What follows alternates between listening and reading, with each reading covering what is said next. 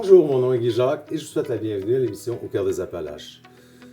Il existe dans notre région une institution d'enseignement par laquelle bon nombre d'entre nous sont passés, moi y compris, et qui a beaucoup évolué et qui évolue encore grandement. Il s'agit bien sûr du Cégep de Thetford et pour en discuter, nous rencontrons aujourd'hui M. Robert Rousseau, directeur général de cet établissement d'importance dans la région. Comment voyez-vous l'évolution du Cégep dans les 5 à 10 prochaines années, par exemple? Croissance. Croissance toujours. Oui. C'est là-dessus qu'on mise. Ça ne veut pas dire que c'est linéaire. Tu sais, des fois, on avance, mais il arrive quelque chose, on recule un peu. Mais globalement, sur une période de 5 à 10 ans, je pense que la croissance va se poursuivre. À Lotbinière, c'est incontournable. La population va continuer d'augmenter. Donc, je parlais de 300 étudiants en 2030. Ça ne s'arrêtera pas là non plus. Là, on va continuer. Là. Un jour, je pense que je vais être à la retraite ce jour-là, mais il en demeure pas moins qu'on va peut-être parler de 500 étudiants à Lotbinière. Et peut-être même si on se projette encore plus loin, ça se pourrait qu'il y ait autant d'étudiants qui sortent des polyvalentes dans la région des Appalaches que dans la région de Lotbinière. Là. Ça s'en vient, ça aussi. Là. Ouais. Ça va venir influencer, je dirais, la clientèle. Ce qui est différent, c'est que dans les Appalaches, on a des programmes qui ont une portée nationale. Technologie minérale, on attire de presque partout au Québec. Génie du plastique également. Puis il y a des programmes qui sont régionaux. On est les seuls à offrir pharmacie dans un rayon d'une heure de chez nous. Même, technique de pharmacie. Éducation spécialisée, on attire aussi de l'extérieur. Bref, on ajoute à ça des étudiants sportifs on a 330 étudiants sportifs. 200 sont recrutés, viennent de l'extérieur de la région pour pratiquer leur sport d'élite. Et nous, notre travail, c'est de les développer, de les amener à devenir ce qu'ils envisageaient être. Je dirais, on ne peut pas le faire pour eux, mais souvent, on accompagne des étudiants athlètes pour aller à l'étape suivante, jouer universitaire au football. On en a près d'une trentaine par année qui proviennent du cégep puis qui se retrouvent dans les rangs universitaires. C'est vrai au hockey, c'est vrai au basketball, et ainsi de suite. Puis notre développement sportif se poursuit aussi. Fait que quand je parle de croissance, bien, c'est sûr que la carte de programme devra suivre. S'il y a une croissance, il y a plus de besoins, puis il y a plus de besoins de programmes pour accompagner nos étudiants, pour offrir à nos étudiants. Mais fondamentalement, ce qui se passe actuellement dans la région des Appalaches, c'est une région en développement. Oui. Mais veut pas, encore une fois, je vais réutiliser mon bon vieux levier. Si on veut être un bon levier de développement, il faut qu'on soit en croissance, nous aussi, si notre région est en croissance. C'est incontournable. Il faut suivre le mouvement d'une certaine façon. C'est en plein ça. Et des fois, l'initier, même. On a assisté la semaine dernière, je crois bien, à l'inauguration du complexe sportif des Jardins ici. Oui. Quel aurait été le rôle du cégep dans la création de ce complexe-là? C'était le troisième projet. Hein? Il y en a eu deux autres avant. OK. Puis je pense qu'on s'est fait la main sur les autres projets. On savait pas trop où est-ce qu'on s'en allait, finalement. OK, au départ. Mais après un premier projet et un deuxième, on a ajusté le tir un peu. On a décidé avec la ville de Thetford de travailler au niveau régional. Toute la MRC. La MRC ensemble, oui. On a appris de nos premiers projets, puis on a aussi réussi à développer ce complexe-là dans un contexte quand même pas nécessairement facile. Si vous vous rappelez, après le COVID, il y a eu la hausse des coûts de construction. Et malgré tout ça, ben, on a réussi à passer au travers. La troisième version, je vais parler surtout de celle-là, ben là, clairement, on allait solliciter un fonds pour les infrastructures sportives en milieu scolaire. Donc, le cégep est devenu le leader. C'est là qu'il s'est décidé que ça se ferait sur nos terrains. C'est là qu'il s'est décidé que la première étape consistait à aller chercher une subvention de 5,3 millions qu'on a réussi à aller chercher au MELS, éducation, la branche loisirs et sports du MELS, finalement. Par la suite, ben, c'est beau d'aller chercher 5,3 millions, mais c'est un projet de 13,1 millions, donc ça prenait des partenaires. Le cégep devait s'engager à fournir les sommes nécessaires à sa réalisation, mais en partenariat. Parce que je n'ai pas la différence entre 5,3 et 13,1 millions. Mais on est allé chercher la MRC, le ministère des Affaires municipales et de l'Habitation, le Fonds Grand Mouvement de Desjardins, ensuite de ça, la Fondation du cégep qui nous a donné un coup de main aussi. Et là, on avait un montage financier qui avait du sens. On atteignait la cible qu'on s'était donnée pour livrer l'infrastructure que vous avez vue à l'inauguration. le cégep a mis sa part. Le cégep a mis 3,9 millions dans ça. OK. Mais c'est une infrastructure, pas juste pour les étudiants du cégep, évidemment. C'est collectif. C'est pour l'ensemble de la communauté. Puis si la MRC a embarqué, c'est parce que, justement, c'était conçu pour répondre à des besoins de l'ensemble de la communauté. Une trentaine de groupes, d'organisations, d'équipes qui ont embarqué. Le centre de service scolaire est là pour sa clientèle au primaire, au secondaire. Et c'est à ce moment-là qu'avec la présence de ces gens-là, la deuxième étape a été réalisée. La première étape, c'est on a-tu de l'argent pour le construire? Mais je me rappelle d'un film, j'oublie le nom, c'était avec Kevin Costner, là. C'est une histoire de baseball où on dit si tu le construis, ils viendront. Ben, nous autres, il fallait s'assurer que les gens viendraient aussi. Oui. Et quand on a réalisé qu'il y avait autant d'organismes, plus les besoins du centre de service scolaire, plus ceux du cégep qui étaient regroupés, ben on savait qu'on serait correct au niveau des opérations parce que c'était important de ne pas léguer un paquet de troubles à nos successeurs, mais bien léguer quelque chose qui serait bien en vie. Et ce qu'on a légué, c'est un complexe sportif où déjà il y a pas mal d'activités. C'est bien parti.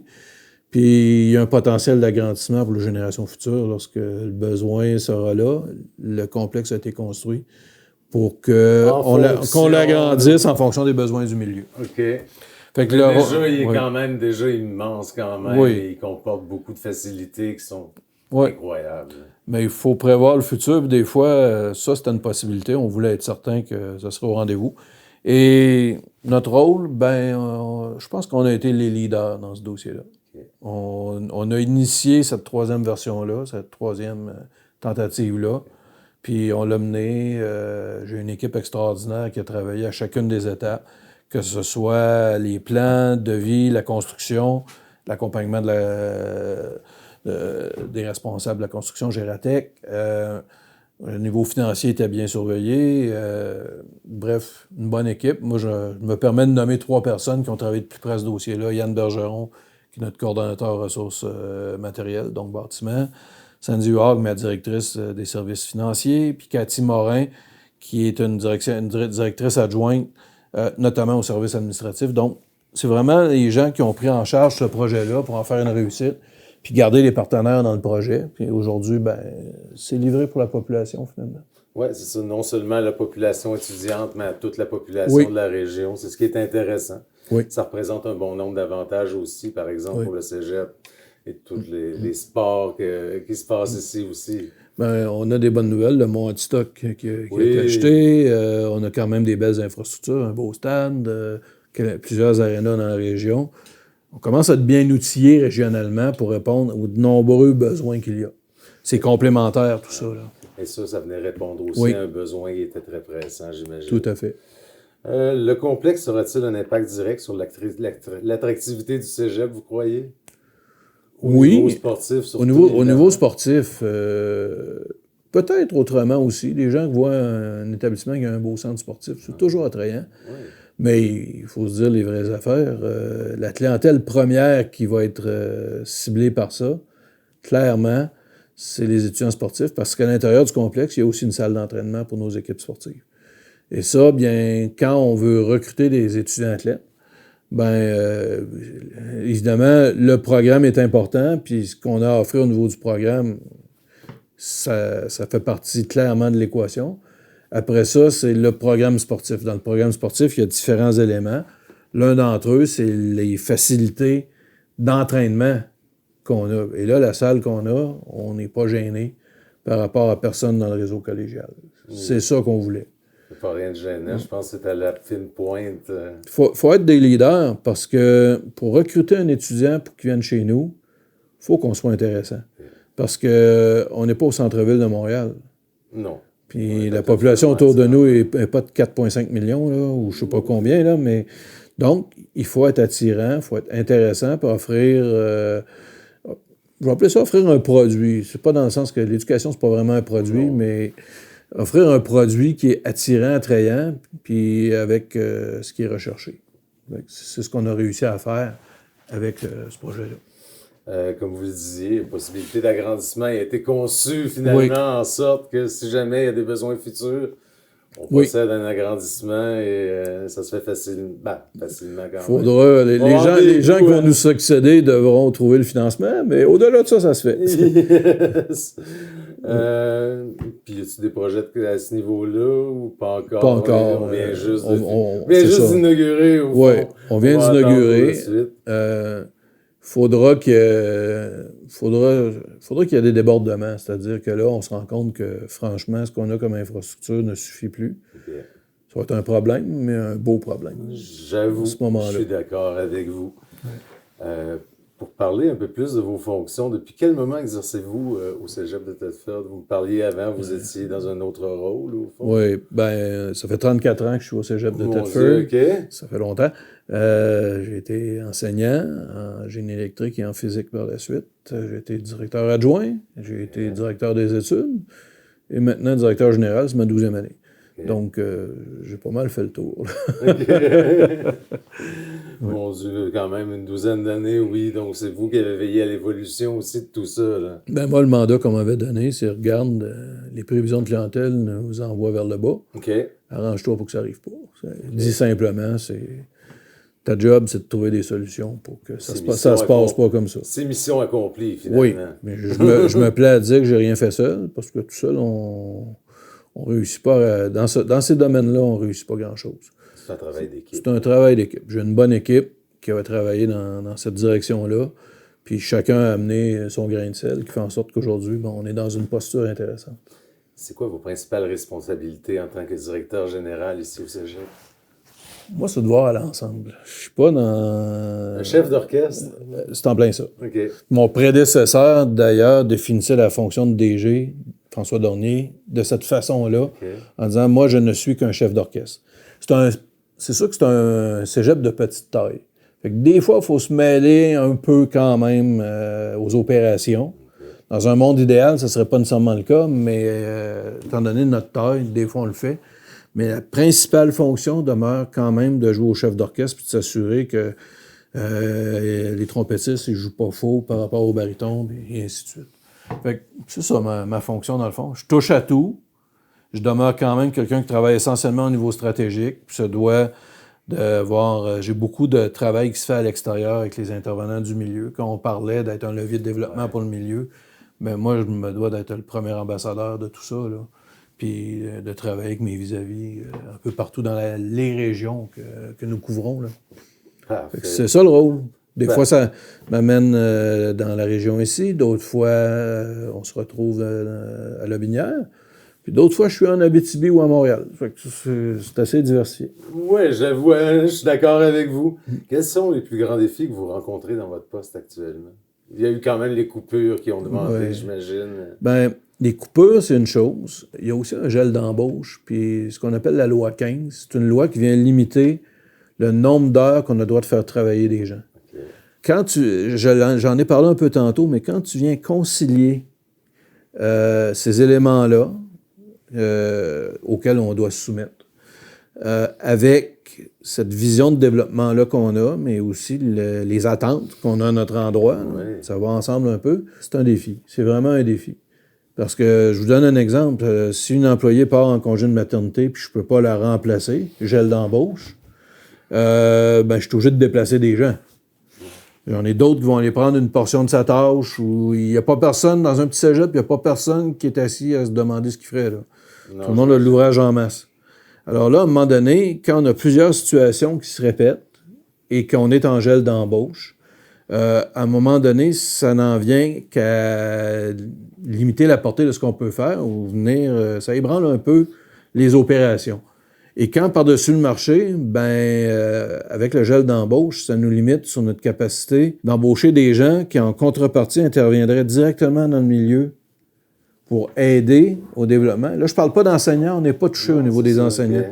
Mais je vous donne un exemple. Pour faire de la formation dans les entreprises, minimalement, ça prend du monde qui sont en contact avec les entreprises. On appelle ça les conseillers au service aux entreprises. Ces gens-là s'autofinancent. Mais je dirais, le gel d'embauche combiné à la loi 15 fait en sorte que là, ça rend toutes nos opérations plus complexes. Fait que, moi, présentement, c'est mon principal défi, c'est de faire tourner la machine malgré ces éléments-là. si je souhaiterais une chose, ça serait que je comprends la situation financière au niveau du gouvernement et je comprends qu'ils veulent redresser des choses. Je le comprends. Maintenant, j'apprécierais énormément si on pouvait avoir la possibilité de poursuivre notre développement à travers ça, en autofinancement, et ça viendrait même couvrir une partie des coupures qu'on subit. En d'autres mots, penser autant en fonction de revenus que de dépenses. OK.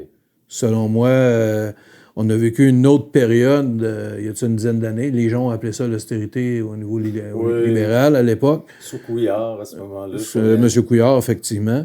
M. Charest également, mais la solution que nous, on avait trouvée à l'époque, c'est de dire, il faut optimiser nos revenus puis optimiser nos dépenses. Il n'y a pas de recette magique dans ça.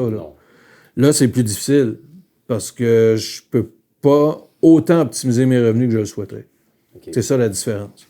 Optimiser les dépenses, oui, mais il faut trouver... Je pense que, présentement, non seulement on laisse de l'argent sur la table, mais surtout, on est dans une posture où est-ce qu'on aide moins nos entreprises. Il y a énormément de besoins dans nos entreprises, de formation de toute forme. On serait capable d'avoir une portée beaucoup plus grande que ça pour le plus grand bien de toutes nos entreprises dans la région, mais aussi au Québec. Si les moyens étaient là, finalement. Il faudrait juste qu'on nous permette de le faire. Ouais, je comprends. Moi, c'est un peu... Si j'ai une position par rapport à ça, je ne suis pas du genre à aller me braquer, mais je pense qu'on serait en mesure de donner plus. Si on a les moyens de le faire, on peut donner plus. Parfait. Y a-t-il des partenariats stratégiques en développement, notamment avec des entreprises, d'autres institutions? Oui.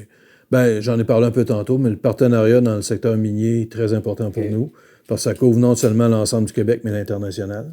On est présent au Sénégal actuellement. Oui.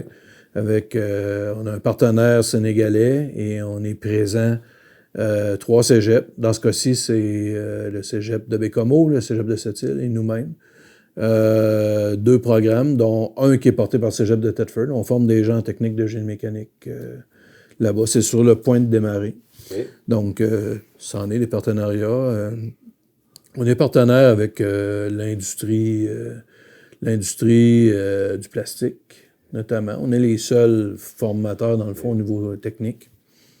Quand je parlais d'ouverture sur le monde, je ne croyais pas que ça allait jusque-là de mon côté. Ça va jusque-là, puis ça pourrait aller plus loin, mais en même temps, quand on forme au niveau international, il faut quand même apprendre à bien connaître les marchés, puis être prudent. Il ne faut pas sauter sur toutes les occasions, il faut bien les saisir.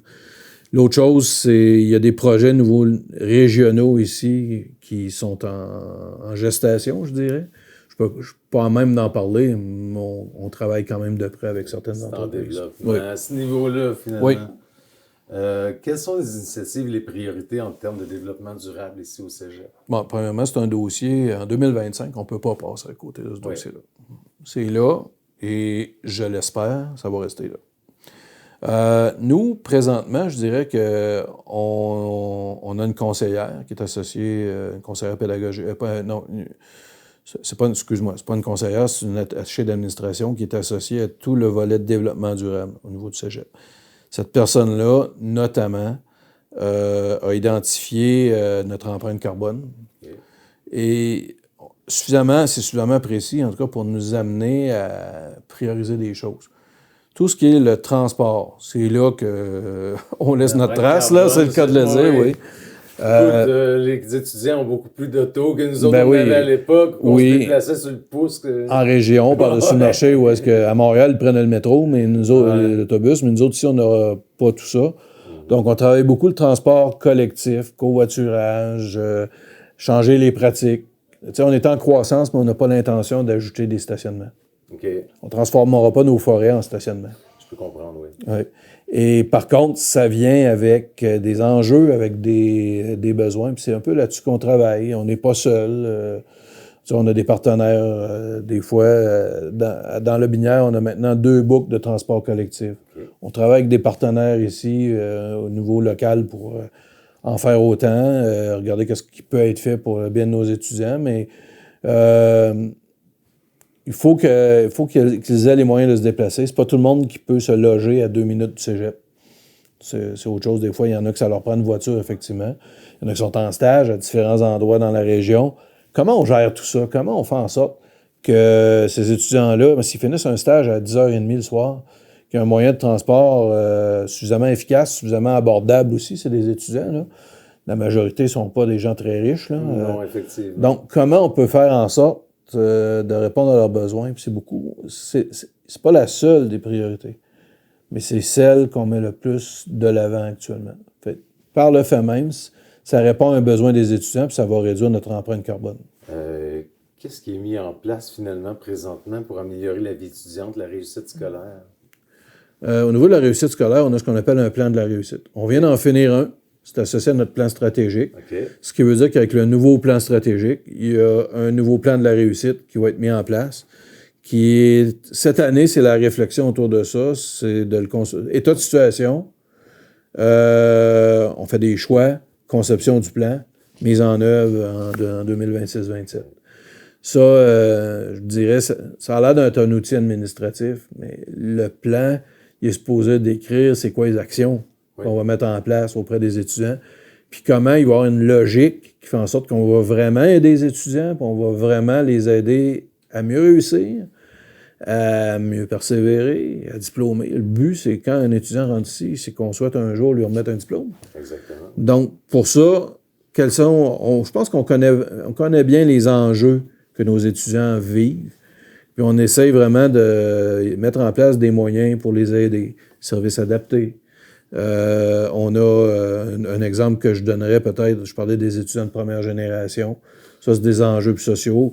La santé mentale chez les étudiants, il y a de ça 7-8 ans, on n'avait pas grand-chose comme service. Aujourd'hui, on a le phare, qui est un service qui vient vraiment aider nos étudiants avec toute leur situation. C'est à l'entrée au niveau des affaires étudiantes. Oui. Ça n'a pas manqué d'attirer mon attention, ça. Service d'entraide. Ouais. Il y en a qui ont faim. Ouais. Fait que je dirais, c'est comment est-ce qu'on peut mettre en place quelque chose de structuré, d'organisé. Pas, on a décidé que c'était un besoin, mais on a des données solides qui nous disent « Hey, il se passe quelque chose là, il faut qu'on intervienne ». Fait que c'est l'angle que notre direction des études prend pour le plan de la réussite. Mais à côté de ça, il y a tout le secteur des affaires étudiantes où on pense beaucoup à activités, mais il y a tous les services qu'on donne. Ça va des prêts bourses, santé mentale, services d'entraide que je nommais, et ainsi de suite. On avait parlé des étudiants internationaux. Est-ce qu'il y a des difficultés à ce niveau-là, des défis? Il y en a. Oui, il y en a. Oui. Un étudiant international, si les Français, il y a une entente sur les frais de scolarité France-Québec. Okay. Donc, un étudiant québécois qui va en France va payer le tarif des étudiants français. Puis les étudiants français qui viennent ici payent le tarif des étudiants québécois. Okay. Mais si on va au-delà de ça, pour le reste de la planète, finalement, les gens payent le coût réel. Okay. Un étudiant au cégep de Thetford, là, on charge 263$ par session là, pour l'inscription. Un étudiant international, ça va être quelque part entre 8 et 11 000 par session. Oh mon Dieu, OK. Donc, il faut s'assurer que ces étudiants-là ont les besoins. Quand ils font leur ils ont une preuve de capacité financière pour avoir ce qu'on appelle leur CAQ, Certificat d'acceptation du Québec. Des fois, ça commence bien, mais des fois, il y en a qui rencontrent des difficultés en cours de route. Et là, c'est quand même sérieux parce qu'on ne parle pas de 263$. C'est beaucoup plus complexe que ça. Fait que ça n'arrive pas à tous les étudiants internationaux, ça n'arrive pas à une majorité d'entre eux non plus, mais il y en a un certain nombre qui vont rencontrer des difficultés en cours de route. Puis la famille est assez loin, merci. Donc, je pense qu'il y a quand même une excellente collaboration entre la communauté locale, les organismes régionaux aussi. On fait ce qu'on peut. Dans ce cas-ci, je dois admettre, par exemple, que on doit partir du principe que si les étudiants sont ici, c'est parce qu'ils ont quelque part fait la démonstration qu'ils étaient en mesure d'être ici. Ils ont le droit de travailler, mais à 24 heures semaine, ça ne peut pas tout payer. Par-dessus le marché, ils sont aux études, ils doivent étudier à travers ça. Donc là, il y a une conciliation qui peut être difficile à faire. Mais on en a. Notre service d'entraide, c'est-à-dire aide notamment, pas juste des étudiants de la région directement, mais aussi des étudiants internationaux. Il faut se rappeler que ces étudiants-là, bien, souvent, sont dans des programmes où est-ce qu'on n'est pas à pleine capacité. Puis ils étudient dans un contexte où ils espèrent pouvoir rester ici, puis contribuer au développement de notre société, travailler, vivre, fonder une famille. Et c'est pas toujours simple pour eux. C'est tout un... Je les admire parce que c'est tout un défi de partir sur un autre continent. Souvent, ils connaissent peu de gens, des fois pas du tout. Exactement, oui. Puis ils s'en viennent étudier ici dans une autre culture, un milieu totalement différent. Il fait un peu plus froid aujourd'hui qu'au Cameroun, là. Oui, pas mal. Il y a des chances, là. Puis tout ça mis ensemble, ben ça fait en sorte qu'ils ont des beaux gros défis devant eux, mais il y a aussi il y a des belles histoires de réussite, évidemment. J'imagine, oui. Pour Bon, en avoir ouais. connu certainement aussi. Ouais. Malheureusement, il y a une limite à ce qu'on peut faire. Oui, C'est- c'est sûr. c'est- Mais outre les étudiants internationaux, il y a quand même un bel effet de levier de la part du cégep pour tout ce qui s'anime dans la région. C'est ce qu'on espère. Parfait. En terminant, est-ce que vous avez un message à lancer à la population, autant étudiante qu'à la population de la région? Ben, le message est bien simple, c'est votre cégep. Ça veut tout dire, selon moi. Oui, je suis d'accord T'sais, avec vous. Le cégep, il vous appartient pas. Il appartient à tout le monde, mais il est là pour répondre à des besoins chez vous, chez vos proches, dans vos entreprises, etc. Puis c'est notre volonté totale de faire en sorte qu'on va continuer à jouer ce rôle de levier-là, puis bien vous supporter, peu importe les besoins que vous avez. Besoin de formation, recherche, accompagnement aux entreprises, formation très courte, reconnaissance des acquis, sport, culture, etc. Oui, justement, je vous écoutais jaser la semaine passée au fond des filons lors de votre conférence de presse, que vous Oui. disiez, écoute, on me refusait ça, on me refusait ça. Les filons, maintenant, c'est quand même important. Il y a des équipes dans plusieurs disciplines. Oui, il y a 21 équipes différentes. Mon Dieu. C'est pas rien. C'est pas rien, en effet. Oui. Et c'est un peu votre persévérance qui a un peu lancé tout ça, au fond. Ben, je pense qu'au départ, oui. Et encore une fois, il n'y a rien qui s'est fait seul. Hein. Non, c'est ça. Même au départ, je n'étais pas seul. Mais oui, il a fallu convaincre les gens que c'était pas une idée farfelue de lancer une équipe de football, à titre d'exemple. Ou des fois, les mettre devant le fait accompli. Ah, mais vous n'avez pas de terrain, mais on est dans le terrain là-bas. Exactement. Vous n'avez pas d'équipe, mais non. Regarde, j'ai 80 étudiants qui sont prêts Voilà. à participer. Des fois, Je trouvais ça admirable quand même. Faut tirer et pousser des fois. On n'a pas le choix. Oui, je peux comprendre. Je vous remercie beaucoup, M. Rousseau. Ça a été très agréable, cet entretien. Ça me fait plaisir. Et bonne consultation et que l'effet de levier se poursuive. Ben, merci beaucoup. Merci à vous.